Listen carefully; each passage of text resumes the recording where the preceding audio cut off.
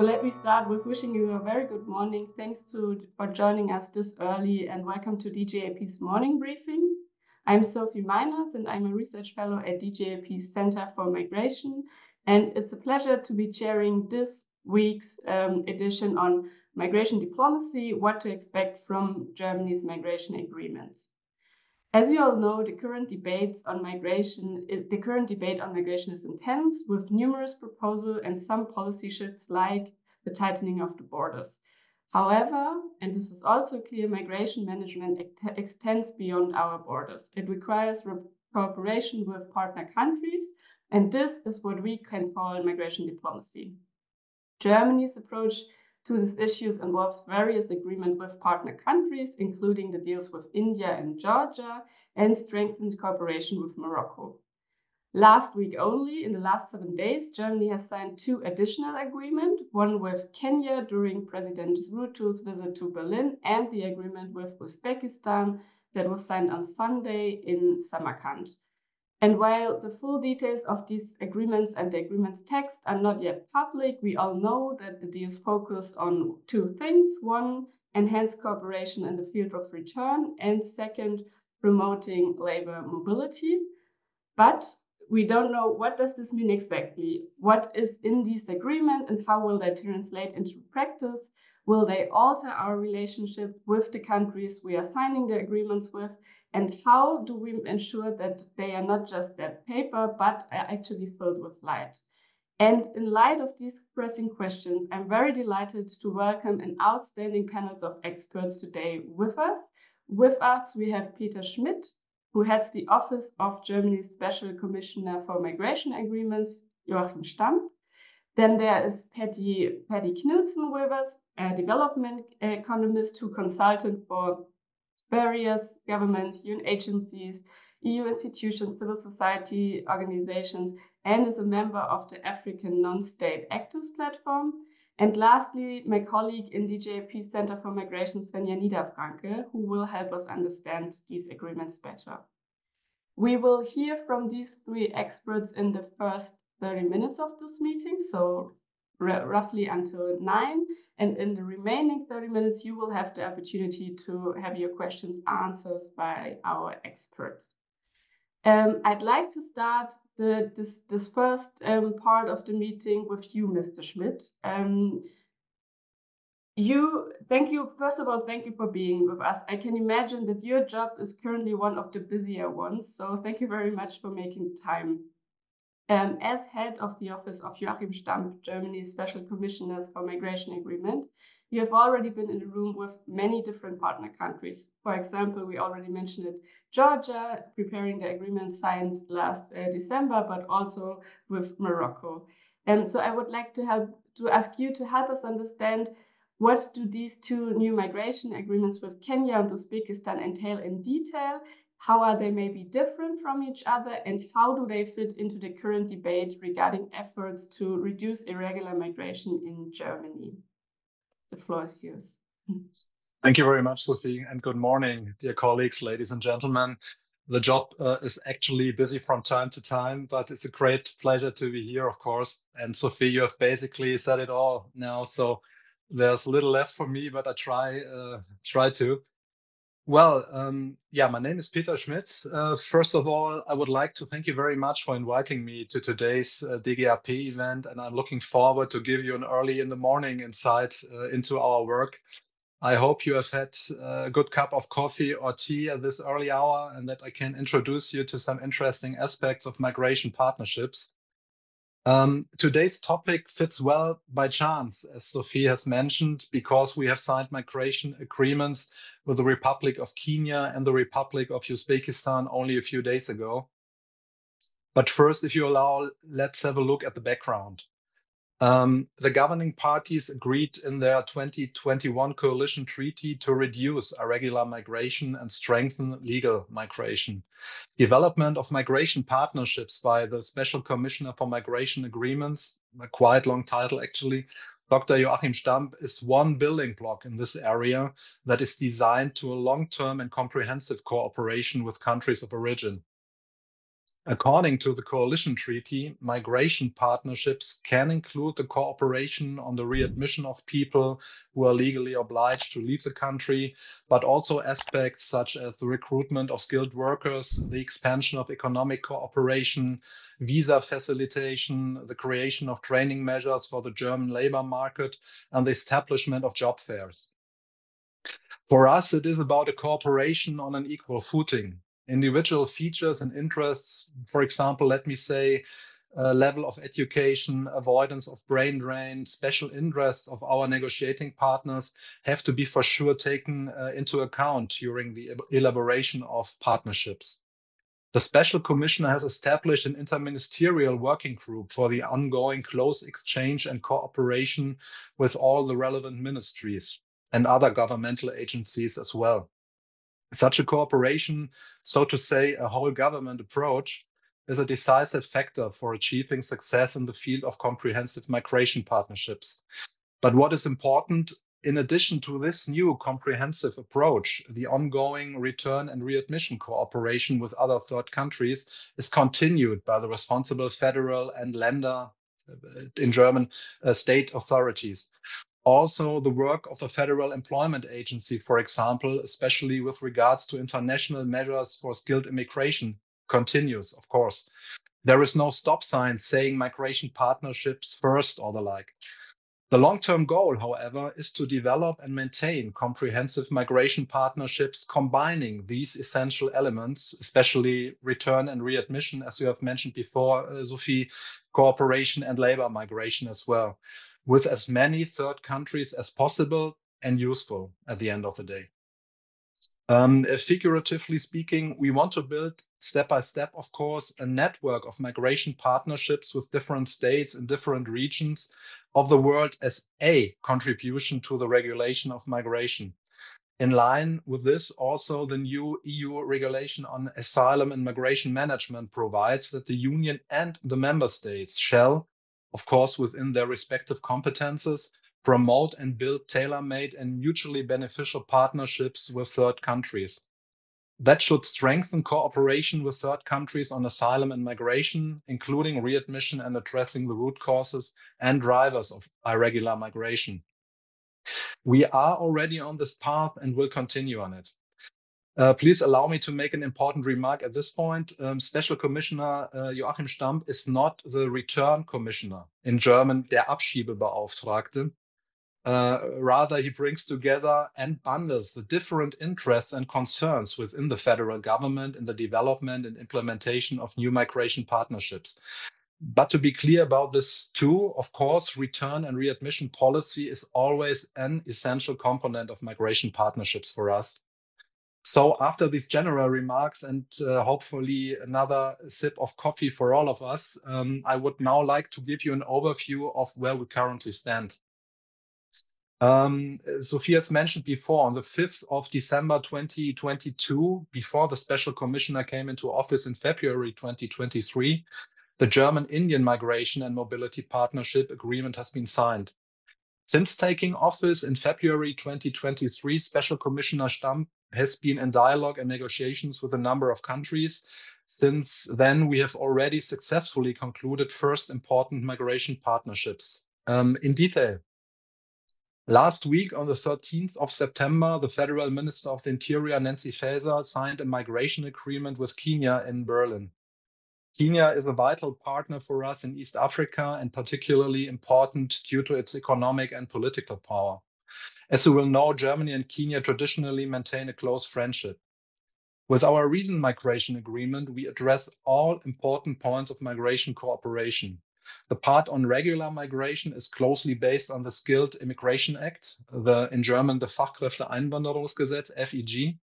Another part contains clear and binding rules on return and readmission cooperation. In this context, please allow me to set the record straight on something that was mentioned in media reports over the last days with regard to this agreement. To put it clearly once again, Germany did not offer Kenya to send a defined number of skilled workers to Germany every year. As a matter of fact, the agreement does not provide any quotas at all. All applicants must individually meet the requirements of the Skilled Immigration Act. Our agreement is also not limited to specific industries or sectors. But given the signaling effect of the signing of the agreement and the large media presence of the partnership also in the Kenyan media, we assume that our agreement will have a positive impact on labor migration from Kenya to Germany, of course. But one thing is also clear, exact numbers cannot be predicted at this early point. Naturally, further work needs to be done by all stakeholders in the various fields of importance, be it in the area of vocational training, be it in the sector of language training, be it in the matching procedures, in matters of visa processing, and so on. But expanding employment migration step by step will benefit not only both countries, but also young people who would like to seek a professional future abroad under good and safe working conditions here in Germany. In our agreement, Germany and Kenya agreed to set up a joint working group, which will accompany and ensure its implementation. Because it is clear to us, migration partnerships in whatever form work primarily through continuous personal contact and exchange. In connection with the implementation of the migration agreement, there will be a job fair in Nairobi soon at the end of September that is financed by the BMZ and organized by the German embassy in Nairobi. By the way, the embassies in particular play an important role. They are part of a local network also with regard to the different actors in the field of labor and skilled worker recruitment in our partner countries. And they can combine processes and approaches very well over there. Maybe so much for Kenya. We have also concluded another agreement in the last few days. Federal Minister Faeser signed a migration agreement with Uzbekistan on the 15th of September in Samarkand. Uzbekistan is an important partner for us in Central Asia, also because of its geopolitical situation. There is a great potential of well-trained, diligent workers there. The country has a great interest in legal and safe pathways for labor migration for its young population into the German labor market. Young people there are interested in good, qualified training and work, especially in Germany. A large number of them is already learning the German language in their home country. The migration agreement offers young people in Uzbekistan new opportunities. We agreed on cooperation in educational and employment migration in order to attract urgently needed skilled workers to the German labor market, and Germany will also benefit from this. And the same applies here. We have also agreed clear rules on return and readmission cooperation. Essential to the implementation also of this agreement is a joint working group that will deal with all relevant topics on an ongoing basis. The negotiations on the migration agreements with Kenya and Uzbekistan under the direction of Special Commissioner Joachim Stamm were concluded quite quickly, taking the usual length for concluding comprehensive bilateral agreements as a benchmark.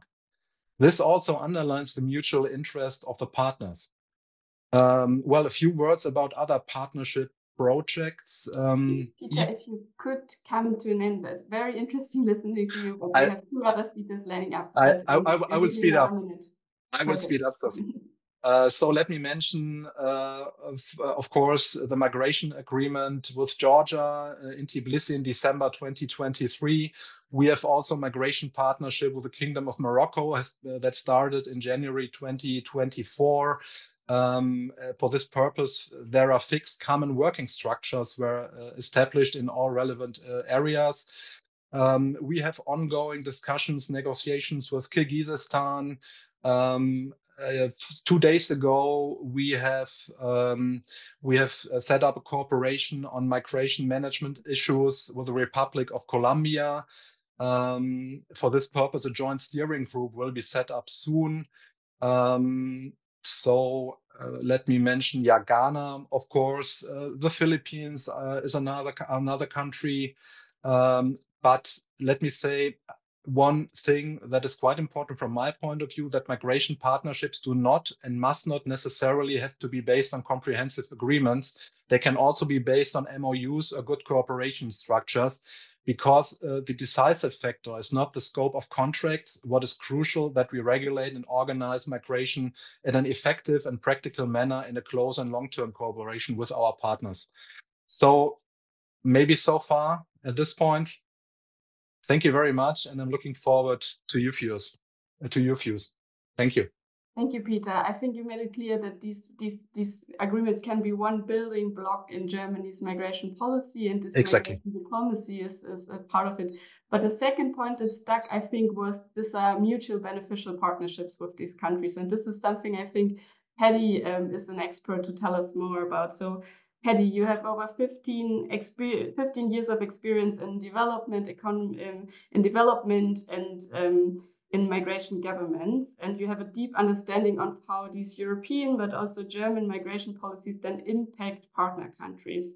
So from your point of view, are these mutual beneficial partnerships? What challenges do you foresee in ensuring they really function as mutual beneficial? So what are one or two things that give you a headache if you think about these agreements then? Thank you, Sophie. Maybe apart from having an early coffee this morning, my headache seems to have been gone. But also just listening in to Peter. And thanks, Peter. Nice to see your coffee. Listening to Peter and the level of detail. And I think this kind of conversation actually helps to kind of settle the headache. But it's still sort of this pain. And for those who have a migraine, they sort of know what that means.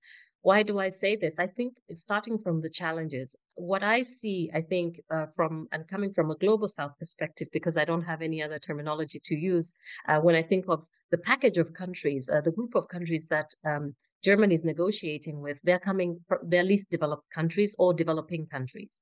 And so when we see a migration agreement or migration in whichever formula that they are in, whether it's an MOU, whether it is indeed in the scope of a development cooperation, what is missing is the word development in it.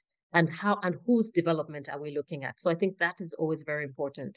And I think there's a lot of global inspiration that we can take. All the countries that Peter has mentioned that Germany is negotiating with, including Germany itself, have signed on to the Global Compact on Migration that gives a lot of inspiration for governments in terms of dealing with a multitude of issues around migration governance and how it should be done. And there's a lot of objectives in there that give all these countries, together with Germany and many others, on how we can manage migration and promote more safe, orderly, and regular migration. So I think what Germany is doing in signing the agreements is in essence on face value is not a bad thing. And coming from civil society and with the African Non-State Actors Platform, often when we walk in to speak with governments, we're seen as the resistance. Also coming from diaspora, that can also be seen as a resistance.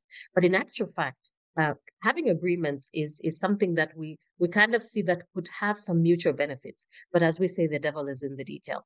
Now, maybe zooming in a bit on the countries that I'm more conversant with, or the processes that I'm much more closer to, what we're sort of seeing around the challenge, I think, in having a mutually beneficial partnership is that, first of all, the partnerships will not be equal. So we've understood that, and we know that the partnerships have to be at least equitable.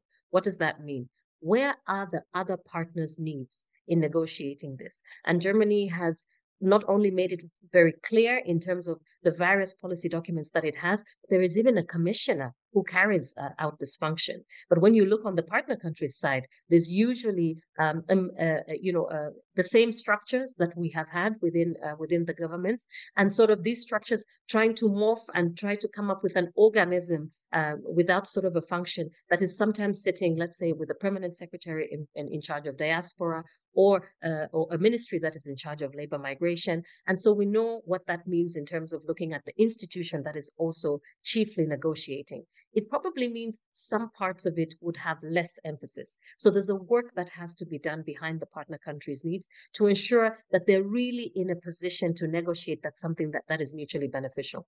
Another key importance, both for Germany and for the partner country, is the people moving. Jobs are not moving.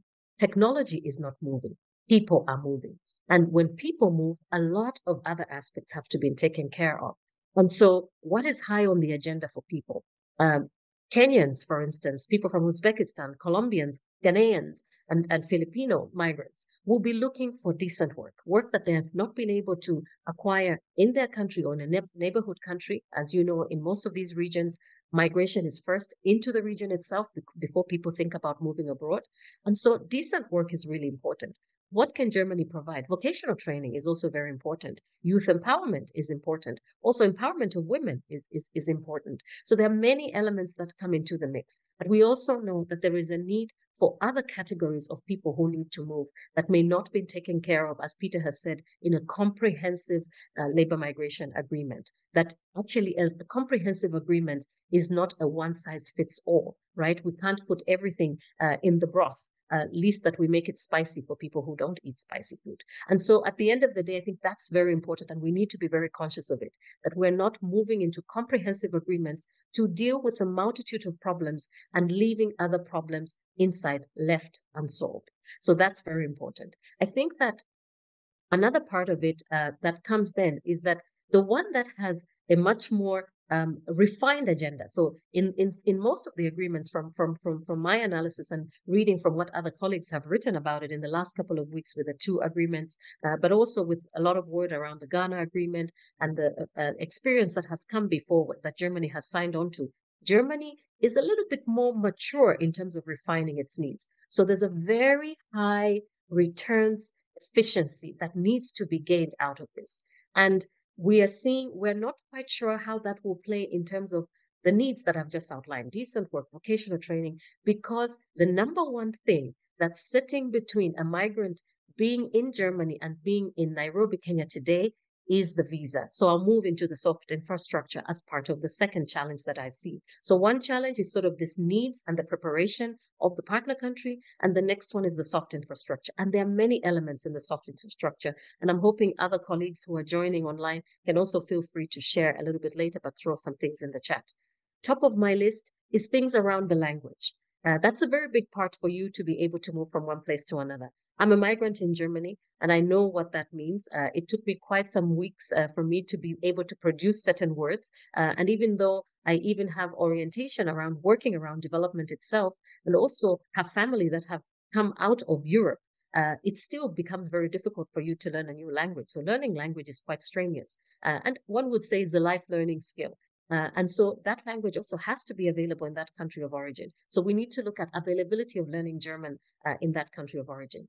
The visa is another thing that is really standing. So I may be perfect at my German, but there is a visa that has to be acquired. To what extent is the German government, because now this is entirely sitting with the German government, going to establish some kind of an infrastructure that will sit and process the amount of visas that are foreseen, the amount of visa requests that will ensue as a matter of this agreement being in place.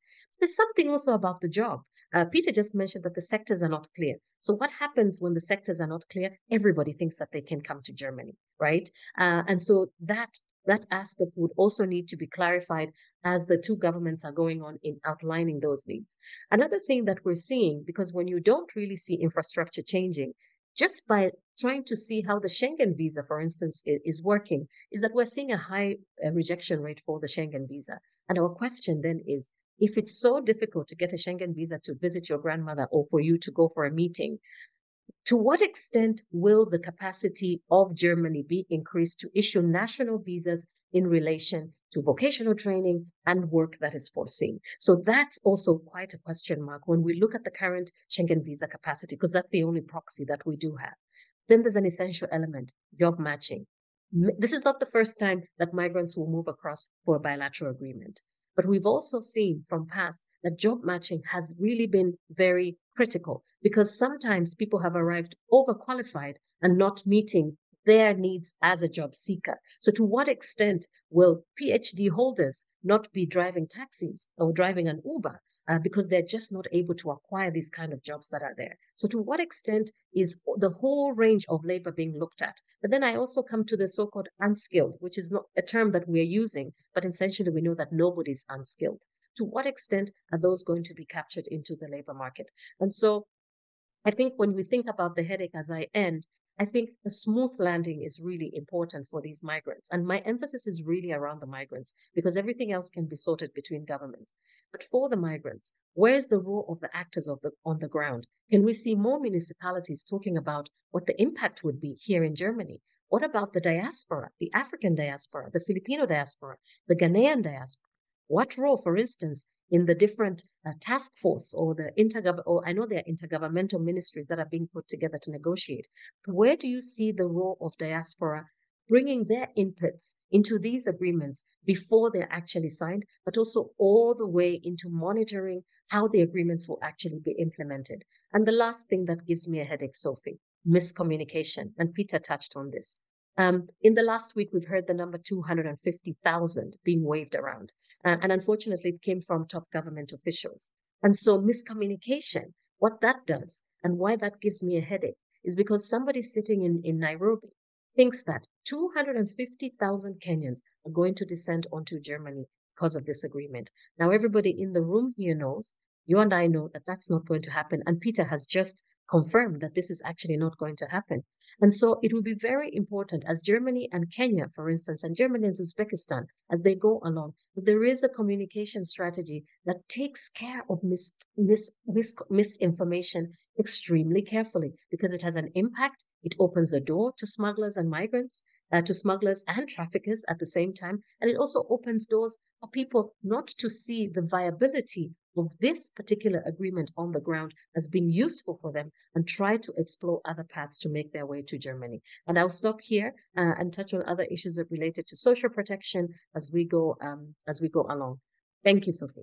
Thank you, Paddy. So I see here some hope, but also headaches regarding coherence, but also the implications for people that are actually in the middle of this, and also your last point, transparency and miscommunication, actually. So I would move to Svenja now, who has been following migration cooperation from EU countries, from the EU itself, but also Germany for quite some time. So Svenja, from your perspective, what is to expect, and can these migration agreement be this puzzle piece in Germany's migration government, as everybody seems to be looking for? What about the coherence aspect and the people's aspect? Paddy mentioned it. Before you answer, still let me take another minute, because after Svenja's answer, we will open up the floor for questions. So if you have any questions, please start raising your hand. And I see one question already in the chat, so please continue doing that, and we'll have your questions collected and answered. Svenja, the floor is yours. Thank you very much, Sophie, and I'm truly honored to be speaking amongst such knowledgeable speakers. Thank you, Peter. Thank you, Paddy. Very difficult to follow up after you both. And I'm equally slightly concerned that my colleague picked me to pass on all the difficult questions from the Q&A too, so we will see about that. What I would like to do now is to walk us through what the government says the effects of the agreement with Uzbekistan and Kenya will be, as opposed to what the actual effects will be that we can expect. And I looked at the website of the German Ministry of Interior and into the press releases for the Kenya and Uzbekistan agreement. And there are three main migration-related effects listed that are supposed to follow now because of these agreements. And I'll walk through all three of them. The first one is increase of skilled labor migration. And both Paddy and Peter already touched upon this quite a lot, and also around the miscommunication. And this is also something that I wanted to focus on, but I'll be brief here because it was already discussed. I saw a BBC article on the Kenya agreement on this, and this article was a very good illustration for how questionable information was spreading. And it had three misinformation in it that I would very briefly go through. First of all, it called it it called the agreement a labor deal, which we know, Peter pointed this out as well, it is not solely a labor deal. It focuses on return as well and other aspects. So that is not clear information. Second of all, and I quote here from the BBC article, it states, Germany agreed to ease some of its immigration laws to enable Kenyans to find employment. And this is simply not true. Germany did not ease its immigration laws. Peter also pointed this out. The agreement will not create a new legal pathway to Germany. not the Kenya agreement, but also not the Uzbekistan agreement will. Instead, what both agreements will do is facilitate using an existing pathway that already is in place in Germany that is open to everyone, and it's called the Skilled Immigration Act that was renewed. But I would argue that this is not a bad thing. If we create a new legal pathway, this can also just exist on paper, and it's not very meaningful. And Paddy touched upon so-called soft infrastructure. And I do believe, and I agree with Paddy on this, that it is on the soft infrastructure. And if implemented meaningfully, it can have an effect on increasing how many people can come to Germany. The third misinformation in the BBC article was also touched upon, and Sophie prohibited me actually from restating the number that was used in the Kenyan media of how many people are supposed to come to Germany through it. Peter also explained this again, Paddy as well. The agreement does not include a specific number or quota, as I stated before. It's not a new legal pathway. It facilitates an existing pathway. So to conclude on this first effect, the increase of skilled labor migration, I would argue whether the agreement will actually increase it will very much depend on how well Germany manages to facilitate the application process for these workers. And be aware, in the past, German bureaucracy has made this process lengthy and cumbersome. So we need to see changes here. The second effect, also already touched upon, is the increase in returns that these agreements are supposed to bring.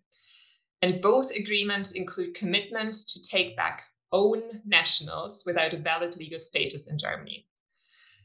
But let's look at the numbers here, and compared to the total number of people ordered to leave, Kenyans and Uzbeks make up a very small percentage. And I saw the number a little less than 0.5%, so not a lot of people. And in addition, there were lots of discussions around the return of third country nationals, especially in the case of Uzbekistan. There were media reports about Germany wanting to return Afghans via the country.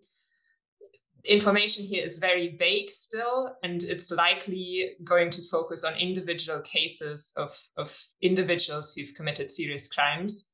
So all in all, on the goal of increase in returns, the agreements will not lead to a huge increase in return numbers. That is certain. The third objective stated on the website of the Ministry of Interior of these agreements is the reduction of irregular migration. And in the current political debate in Germany, this is of course important. And we've heard building blocks a lot, but also on this aspect, the German Ministry of Interior says that the agreements are one building block for reducing irregular migration. And here I would say this is not at all the focus of what is actually in these agreements. Let me explain this a little further. German bilateral agreements here differ from EU agreements. EU agreements very much have explicit components on reducing irregular departures by, for example, building up border management in transit countries. We can all think of the EU-Tunisia deal here, for example. But as I'm sure you're all aware, these agreements at EU level come at a very, very high human rights cost. German bilateral agreements do not include these explicit components on reducing irregular departures. So let me conclude. I recommend the government to adapt their talking point here to make clear that these two agreements will not lead to a significant reduction of irregular arrivals. They have the potential of increasing return of Kenyans and Uzbeks ordered to leave. And if done meaningfully, it can lead to increased regular migration into the German labor market. And I will likely say this a lot also in the Q&A, so maybe take a sip of your coffee every time I do. But expectation management really is everything. And you will certainly not improve citizens' trust in government policies if you promise effects that are likely not going to happen. Thank you. Yeah. Sophie, may I could respond to some aspects in short? Be quick because we have questions lining up, but I'll give you a minute. I always try. To Paddy, you have mentioned a lot of important points. And in a nutshell, we need to have a learning system and always take experience into account. So you have mentioned so many right aspects that we have to take into account. Yeah, that's true. But the other point, FEG, change of legal basis or not, no, we are not changing our Skilled Immigration Act, of course, with regard to migration partnerships. Furthermore, the Skilled Immigration Act is the basis of our migration partnerships, but it is about focusing on the basis of the FEG in partner countries with all actors in the field, with ministries, with agencies, with authorities from both countries to facilitate labor migration and to strengthen it. That's the point to that. And last and not least, reducing irregular migration. In my personal opinion, there is no magic key or magic spell to significantly reduce irregular migration. What is needed from my point of view are different and combined approaches, which ideally are designed to complement each other and have a lasting effect. Migration partnerships at a bilateral or even a multilateral level represent one good measure in a modular system. So far from me. Thank you very much. Thanks, Peter, and thanks for being quick. You did a great job in sticking to the time, to the minute I gave you. We have some questions in the chat, but I would like to start with the raised hands for the first round as questions, and then we can pick up the great questions we collected in the chat. But I would start with my colleague Nicola, whose hands I'm seeing. Nicola, if you could just introduce yourself, name your affiliation, and possibly also tell us who speaker should answer your question. Good morning. I'm Nicola from DGAP, working in a different department. I have a question which relates to actually the integration of migrants in Germany.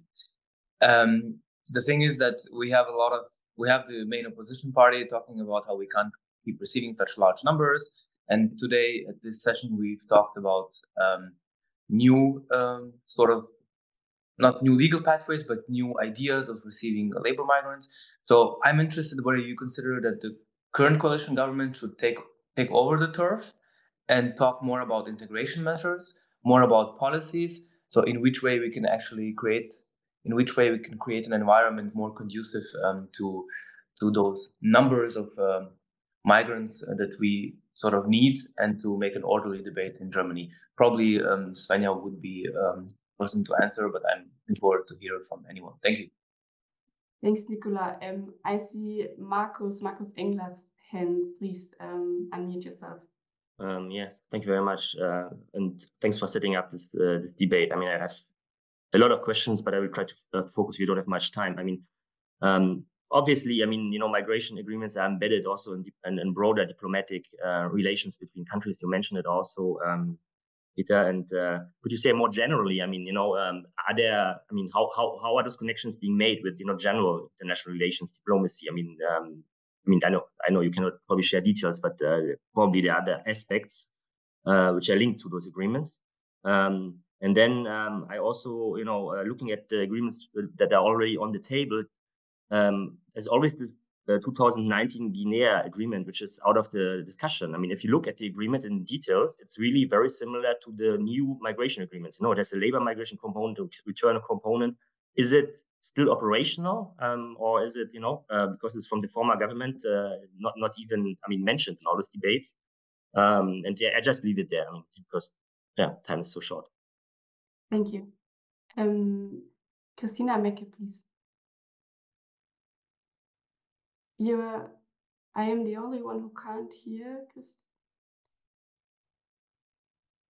If it's not working, you could also type it in the chat, or try it after this round of answers. I would. Sophia, unmute. Turn off it. Maybe. Now I'm muted. Thank you. I would actually take up some of the questions in the chat because I think they are somehow connected to it. So also, I think this is also a quick question to Peter. Are the agreements legally binding? Is one of the questions. So for Peter, we would have, what about coherency with other diplomatic efforts from Markus? Also, are the agreements operational from the old government? And from Tobias Beilat in the chat, are they legally binding?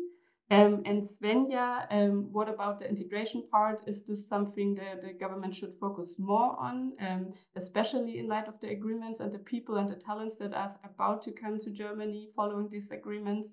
I'd leave it at that because I see some questions for Paddy, but I would start with Peter and maybe Svenja, then you could answer Nicola's question. Thank you, Sophie. Well, I have noted 3 points over the last minutes.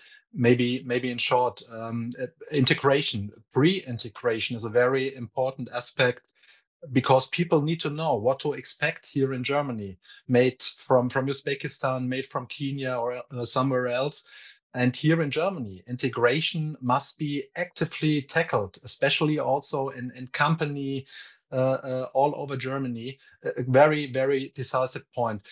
Second, dialogue and cooperation with Guinea, was it, as far as I've understood, is of course be continued by the relevant agencies, embassy, Federal Ministry of Interior, and so on. And last, on the question of coherence, we are working now interministerial together with 9 federal departments and the Federal Chancellery, and all participate in the cross-sectional issue of migration partnerships. So this enables us to collect ideas and bundle very different technical concerns and aspects, in particular, migration policy expertise from the Federal Ministry of the Interior, foreign policy assessments from the Foreign Office, labor market policy expertise from the Federal Ministry of Labor and the BMZ. The premise of a cooperation on an equal footing with partner states is that we jointly analyze and define the possibilities as well as the limits of a possible cooperation in great detail and quite carefully. So just in a minute. Thank you. Thank you. Yeah, I'll try to answer Nicola's question, but also will short point on Markus Engler's question. Of course, integration is crucial, and of course, also for new labor migrants coming to Germany, it's important that they have a good experience in Germany and don't send back a negative image of Germany back to their countries. And of course, integration is not costs money, and with current budgetary cuts at the federal level, it needs to be prioritized. I would completely agree with Nicola on that. On how the agreements fit with other foreign policy aspects, I would agree that the agreements are not only about migration, but they will also have a wider effect on other policy fields. Migration agreements can actually form a basis for closer relations in other areas. And if we take the example again of Kenya and Uzbekistan, the geopolitical importance of both countries is there, specifically, for example, with relations with Russia, with China, the relations between those countries there. But in order for migration agreements to actually form this basis, the migration agreements need to work and need to be effective and a positive experience also for the partner country. And therefore, integration is also a foreign policy objective in that way. And also that there are no bureaucratic bottlenecks and that foreign skilled workers don't have a negative experience in Germany. That is also an interest for our foreign policy, so that we so that these skilled workers, these workers send a positive image of Germany back to their home countries and not a negative. Thank you, Svenja. Christina Mecke, we'll give it another try. Sorry, not working. Maybe you refer to the chat then and you raise it there.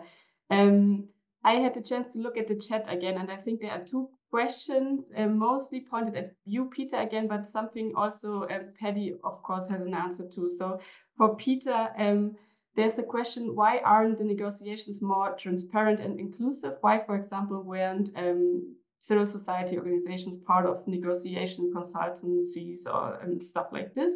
And also, what are the most important infrastructure improvements that are due now? And I think this is also something, Paddy, you touched upon. So in those respective countries, looking at Germany, but also partner countries, what are the main construction sites for making the process smooth again? And I see on the other hand by David Kipp, I would take into the mix. David, please.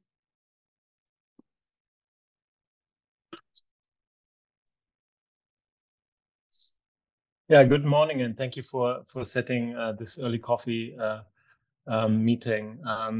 Very interesting to discuss the two more recent partnership agreements. Yeah, my name is David Kipp. I'm working for the German Institute for International and Security Affairs, and of course we also deal with the issues being discussed here. Had a short paper on it, and there. Drawing a bit upon that, I still see a bit of a one big question in the room, which is of course this whole discussion about does the Skilled Migration Act, does this instrument really work, and can we make it work in Germany for the purpose of migration partnerships? I realized that in the summer the coalition parties had this Wachstumspakt, growth pact paper out, and there it said, I kind of understood. So, talking about false information and setting it right, kind of understood that contingents could be one option. That's within the paper. It says, drawing upon the experience of the Western Balkans, this could be a way to go. So I think this is an ongoing discussion, and maybe looking a bit ahead to the next legislative period. I would ask myself, and we at SWP colleagues and I ask ourselves whether the implementation of partnerships doesn't really is yet in the right institution. I mean, this is a whole debate about where the special representative is in the right ministry. It's maybe a bit boring for outsiders, but it's of course important because I think we still need to develop further instruments with regards to migration, diplomacy, and of course also development-oriented approaches. So I'll leave it at that. Thank you. Thank you, David. I think this were 2 points also mostly considered for you, Peter, but hard to answer points. So I try. I'll try. And in another a question minute, Sophie. Just a second, Christina managed to type her questions. Just how were the countries picked that you have the agreements with? Something you could also answer. It's a long list of questions. Peter, you start, and then Paddy. Of course, we would love to hear from you. Thank you. Okay, here we go. On the question of binding force that was raised several minutes ago, we have with the migration agreements, for example, with Uzbekistan and Kenya, we have treaties under international law. The question of the enforceability of international law at the end of the day is a very academic one. So from my point of view, decisive factor is practical cooperation on the basis of trust, as already mentioned, of course, with a solid basis in the treaties. Second point, question, transparency and so on. Negotiations need trust and confidentiality, so we can't talk about everything at all times. Please understand. But of course, agreements will be published in due course and soon. And to David, the last point, the question of structures, which could be the right ministry for the special commission and so on. Let me say for today, we feel very comfortable in the Federal Ministry of the Interior right now. Thank you. Paddy, on the work that has to be done with infrastructure on both parts of the agreement. I mean, I think maybe I'll speak about it from a from a partner country perspective. And I think that some of the infrastructure is obviously very light. Some of it is procedural, and that obviously, I guess, reflects also on the German side.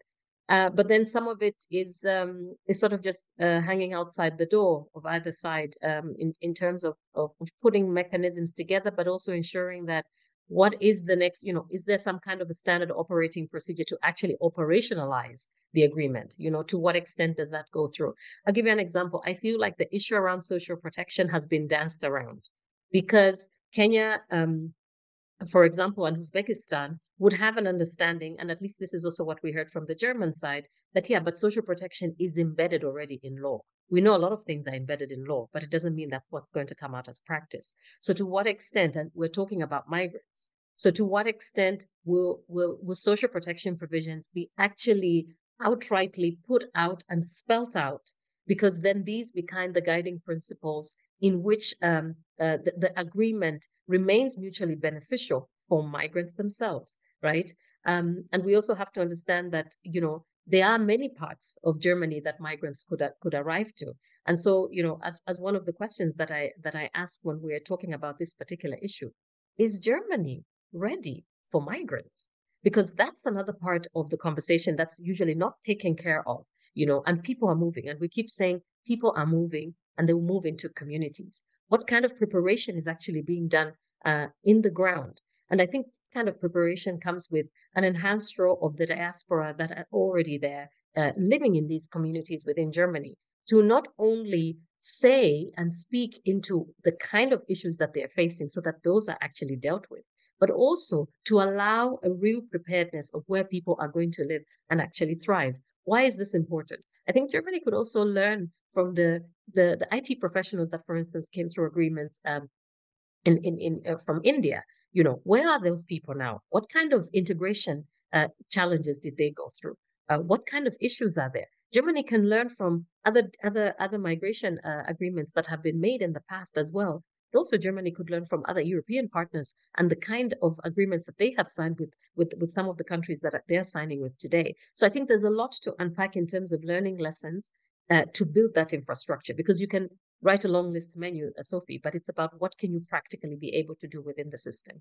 And here, I think what is also important from the partner states part, when we talk about embassies, we have a consular. In the Zambian embassy, we have a consular. We don't have somebody who's coming from the Ministry of Labor. So labor attachés are still not evident in most of partner countries. And the labor attaché plays a very different role from a consular. A consular helps me process my passport and understand what, if there are issues around my living in Germany. But in relation to labor, there needs to be a change in that infrastructure. And that kind of infrastructure within a ministry, believe it or not, even for Germany, would take time to establish those kind of positions. But that thinking has to be happening now on both sides. And whether this is sitting inside a standard operating procedure or it just has to sit somewhere, somebody has to be responsible for this, Sophie. Otherwise, it's left on the side and is not seen as a priority. Why is a labor attaché essential? When we've seen, for instance, Filipino migrants have their rights, they feel that they could really walk into a place, speak to an employer, and have backing of a whole embassy with them with regard to their engagement of work in that particular country. And that emphasis is really important in terms of you ensuring that you have your rights. You have your rights protected, but also ensuring that you have the needs that would come up and all kinds of all kinds of other elements that are essential beyond just the basic needs that are foreseen. But Sophie, I thought I should answer a question around brain drain, because this always comes up when we're discussing labor migration agreements. And I think that brain drain really needs to be looked at in terms of whose data are we reading. A lot of times, brain drain is slapped by a country that is requesting for this labor and saying, yeah, but we're not picked from this sector because we think that there will be brain drain. What analysis has actually taken place to analyze, to assess? Is this coming from a partner country? Which part of the partner country is giving you this information? Because we know that we also have issues in terms of some of the statistical information that's coming out. So there needs to be deeper assessments around what is actually brain drain, because sometimes what we see is brain waste as well. And that needs to be talked about so that we get into a space where we're talking about brains, skills circulation, which is what will be very important in terms of making sure you have a mutually beneficial agreement. But sometimes the skewer discussion around brain drain, I mean, for some countries, I think they've been very specific. We heard, for instance, from Moldova, discussions that Germany had with Moldova. It was quite clear that there were some sectors that Germany was interested in. Moldova was not interested to give that kind of labor. So, can those kind of discussions really take place? And on transparency, I think, yes, Peter, I agree with you. You can't have non-government, certain documents cannot be circulated in certain areas, but particular information, a communication strategy that goes out with clarity on what is happening on this particular stage, even a call for inputs, a call for inputs to civil society is a way of making sure that their inputs are heard. And calling for these kind of inputs, I think there are many consultative ways in which Germany does this, and there are many consultative ways which the partner countries should also explore in order to ensure that you do have really civil society voices, diaspora organizations, and migrant organizations that have already been working with migrants for a much longer time and engaging with them on a daily basis, that are seen as a backup plan, but are very essential in terms of ensuring that even social protection is provided to migrants when they have arrived. Thanks, Sophie. Thank you, Paddy. Thank you for also, I saw the brain drain question, but it skipped my list. So thank you for picking this up.